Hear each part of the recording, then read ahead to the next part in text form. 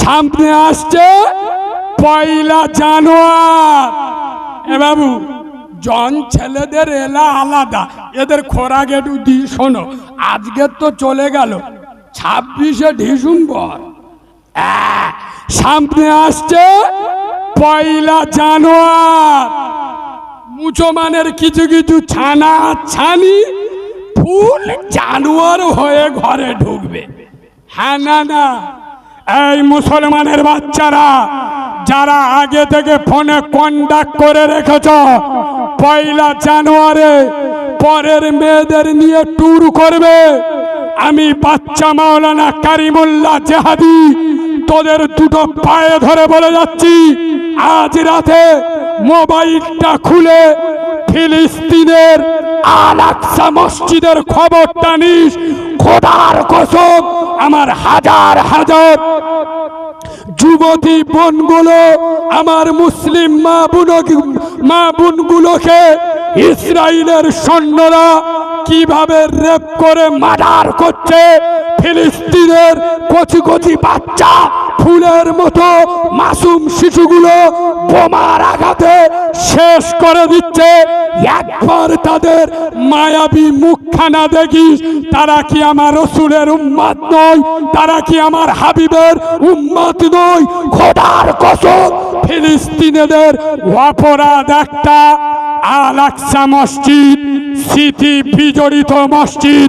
আরে যে মসজিদে আব্দুল্লাহর বেটা নূর মোহাম্মদ মদিনার কামলিওয়ালা আমেনার লাল যে মসজিদে দাঁড়িয়ে ইমামতি করেছিল, সারা বাংলা নয়, সারা ভারতবর্ষ নয়, সারা পৃথিবী সমস্ত নবীদের নিয়ে যে মসজিদে ইমামতি করেছিল, সারা পৃথিবী সমস্ত নবীদের কদম যে মসজিদে পড়েছিল, সেই মসজিদের ইজ্জত বাঁচানোর জন্য, সেই মসজিদকে টিকিয়ে রাখার জন্য ফিলিস্তিনের যুবকেরা, ফিলিস্তিনের জওয়ানেরা, খোদার কসম, তারা পয়লা জানুয়ারি দেখে নয়, তারা 26শে ডিসেম্বর দেখে নয়, তারা ফ্রি ফায়ার দেখে নয়, তারা আল্লাহর ঘরকে বাঁচানোর জন্য, কোরআনকে বাঁচানোর জন্য, দিনকে বাঁচানোর জন্য তারা হাতে করে পাথর নিয়ে পরমাণু বোমার সামনে দাঁড়িয়ে গেছে। এ দাঁড়িয়ে আর মুসলমান, তুমিও যুবক, তারাও যুবক, তোমরা বাচ্চা জন্ম দাও। আমার বেটা বড় হয়ে ডাক্তার হবে, আমার বেটা বড় হয়ে মাস্টার হবে, আমার বেটা বড় হয়ে উকিল হবে, আমার বেটা বড় হয়ে নেতা হবে। মানে কি? চিটিংবাজি খাবে, বুঝতে পরের মাল বিসমিল্লাহ বলে খায়। আল্লাহ হেবি মজা। আমার বেটা বড় হয়ে ব্যবসায়ী হবে, আমার বেটা বড় হয়ে আমার বুড়ো বয়সে সাহারা বাঁধবে, ঘর বাড়ি করবে। এইভাবে আমরা বেটা জন্ম দিই না? খোদার কসম, ফিলিস্তিনের মা বোনেরা তারা বাচ্চা জন্ম দেয় ডাক্তার হওয়ার জন্য নয়, মাস্টার হওয়ার জন্য নয়, উকিল হওয়ার জন্য নয়, তারা বাচ্চা জন্ম দেয় আল্লাহর ঘরকে বাঁচানোর জন্য, কোরআনকে চিন্তা করার জন্য, ইসলামকে প্রতিষ্ঠিত করার জন্য। তাই তো তারা কচি কচি বাচ্চাদের হাতে পাথর দিয়ে কামানের সামনে পাঠিয়ে দেয়। হ্যাঁ না না, হ্যাঁ না না।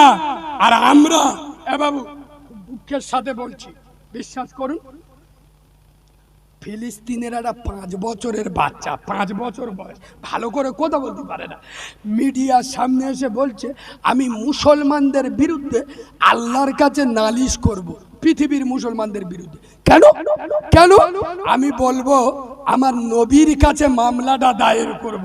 ইয়া রাসূলুল্লাহ, আপনি বলেছিলেন না গোটা মুসলমান একটা দেহ, আঙুলে আঘাত লাগলে গোটা দেহ যেমন আঘাত লাগে, একটা মুসলমানের আঘাত লাগলে সারা পৃথিবীর মুসলমানের আঘাত লাগে।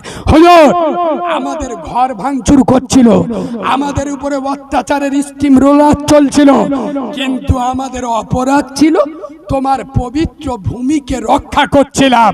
হুজুর, ভারতের মুসলমানের ছানারা লটারি টিকিট কাটায় ব্যস্ত ছিল, আমাদের উপরে জুলুম চলছে, বোনের বিয়ে হচ্ছে, হিজড়ে এনে নাচাচ্ছে। হ্যাঁ না না, হ্যাঁ না না, ওর 2 বছরের এড়ে গরু আল্লাহ একটা দেশে 2 বছরের বাচ্চা হ্যাপি বার্থডে করতেছে। হ্যাঁ না না। আচ্ছা, এটা আমি গত 1 সপ্তাহ আগে, বিশ্বাস করুন, 24 ঘন্টা জলসা করে নামছি, একটা মুরব্বী লোক আমার জড়িয়ে ধরে, কারিমুল্লাহ বাবু, আমি জানি তুমি বাস্তববাদী কথা বলো, ওই জন্য আমি তোমাকে বলছি।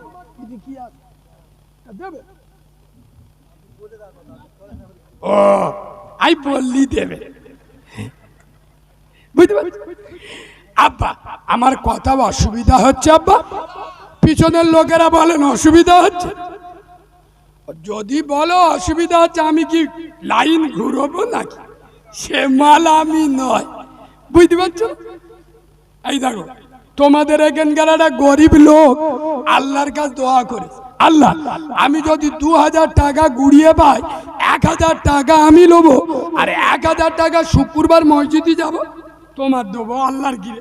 আমার বাপ এক কোথায় এ কি করেছে, মাল 3 দিন পরে দাঁড়িয়ে বাজাতে ঘরে আসতেছে, আর দেখে রাস্তার মাঝখানে 2টো 500 টাকার কড়কড়ের নোট পড়ে, মানে কত, বিসমিল্লাহ বলে তুলে পকেটে রেখে আল্লাহ আল্লাহ। তো তোমার কি আমার ওপর বিশ্বাস টিশ্বাস নেই? আই কি তোমার দিতুনি? শুক্রবার তো আর একদিন বাকি, তুমি আর একদিন অপেক্ষা করতে পারলে না?